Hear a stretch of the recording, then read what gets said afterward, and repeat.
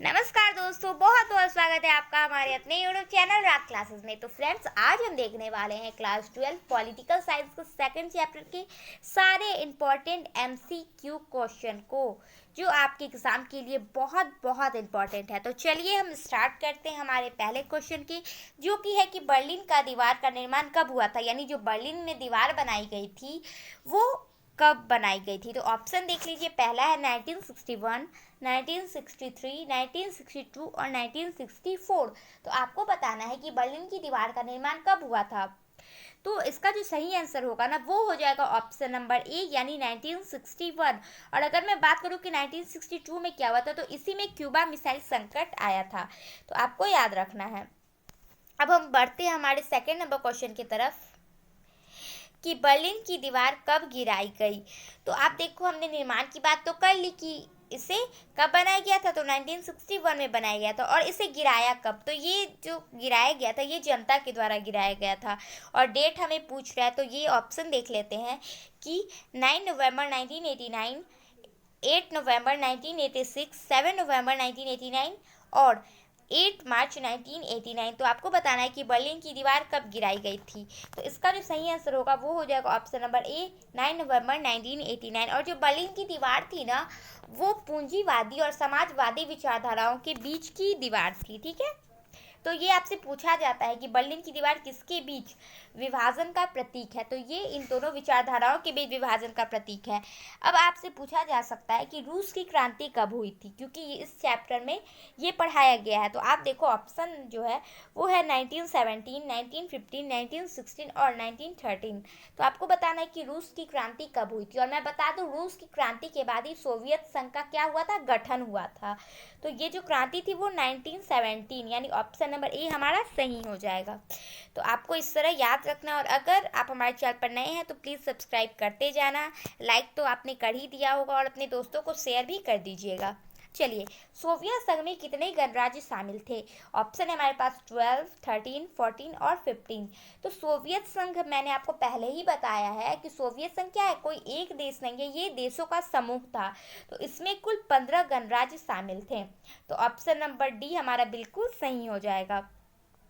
और अगर हम अब बात करें कि सोवियत संघ का विघटन कब हुआ था, तो आप देख लो, हमने इसके गठन की बात कर ली थी, तो अब हम इसके विघटन की भी बात कर लेते हैं कि सोवियत संघ का विघटन कब हुआ था। और ऑप्शन देख लो, पहला है 25 दिसंबर 1991, 4 दिसंबर 1992, 15 दिसंबर 1991 और 25 सितंबर 1991। तो इसका जो विघटन हुआ था ना, ये हुआ था ऑप्शन नंबर ए हमारा सही हो जाएगा, यानी 25 दिसंबर 1991। और इसके विघटन की घोषणा के 3 बड़े गणराज्य, यानी सोवियत संघ के 3 बड़े गणराज्य रूस, यूक्रेन और बेलारूस ने की थी। और डेट आपको याद है।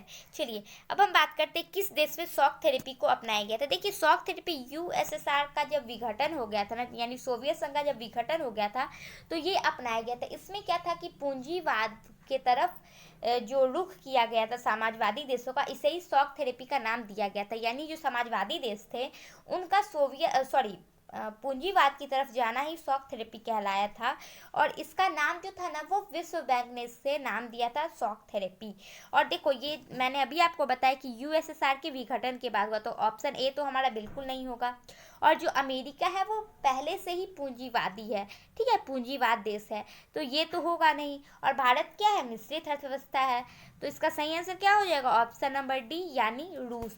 तो कई बार आप ऑप्शन देख के भी ना आंसर दे सकते हो, अगर आपको नहीं याद है तो आपको क्या होना चाहिए, बाकी ऑप्शन के बारे में भी नॉलेज होना चाहिए। जैसे अभी हमने देखा, इन सब जो ऑप्शन थे उनके बारे में हमें पता था, तो हमने क्या किया, बिना आंसर अगर हमें किसी को नहीं भी पता होगा तो भी हम इसका आंसर निकाल सकते हैं। चलिए देखते हैं कि सोवियत संघ की अर्थव्यवस्था किस प्रकार की थी। तो ऑप्शन देख लीजिए, समाजवादी, पूंजीवादी, मिश्रित या कोई नहीं। तो जो सोवियत संघ की अर्थव्यवस्था थी ना, वो समाजवादी यानी साम्यवादी थी, ठीक है। और जो पूंजीवाद थी वो अमेरिका की थी, मिश्रित भारत की और कोई नहीं, तो कोई अर्थव्यवस्था है ही नहीं। तो ये आपका 7 नंबर क्वेश्चन भी कंप्लीट हो गया। और अब हम बात करते हैं यूएनओ के सुरक्षा परिषद में कुल कितने अस्थायी सदस्य हैं।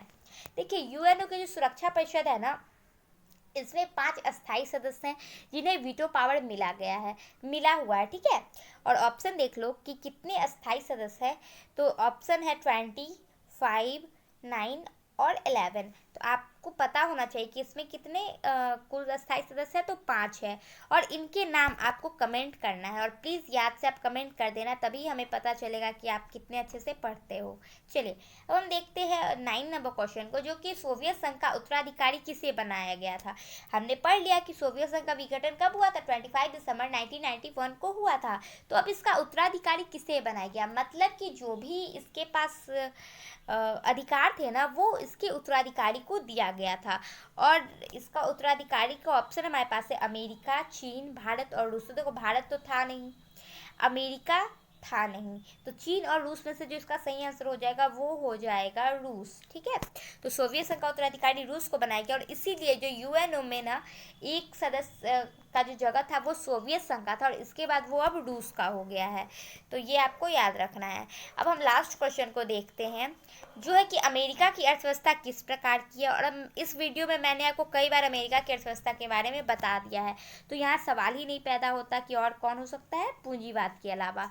तो ये जो था आपका 10 नंबर क्वेश्चन खत्म हो गया, और यहाँ पे आपका ये वीडियो खत्म होता है। और लाइक शेयर सब्सक्राइब जरूर करते जाना, फ्रेंड्स को शेयर कर देना, और प्लीज़ घर में ही रहना और पढ़ाई करते रहना। Bye bye.